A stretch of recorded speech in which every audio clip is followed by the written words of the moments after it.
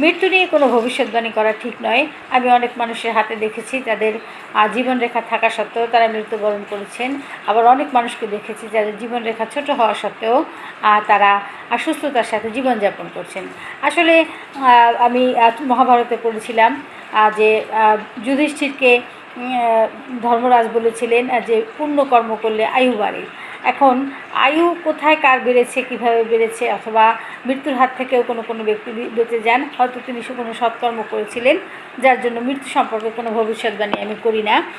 কিন্তু আমরা দেখি, বেশিরভাগ সময় দেখি কোনো ব্যক্তির যদি আয়ুরেখাটি ছোট হয়ে থাকে এবং একটি বিশেষ বলবান রাহুরেখা যদি আয়ুরেখাটিকে ক্রস করে থাকে, তাহলে কিন্তু হঠাৎ মৃত্যুর একটা আশঙ্কা তৈরি হয়ে থাকে।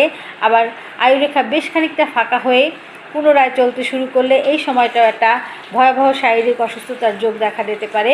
এক্ষেত্রে আয়ুরেখায় যদি এরকম কোনো সমস্যা থাকে, আধ্যাত্মিক পরামর্শ নেওয়া জরুরি এবং একজন ভালো জ্যোতিষ দেখানো জরুরি। ধন্যবাদ সকলকে।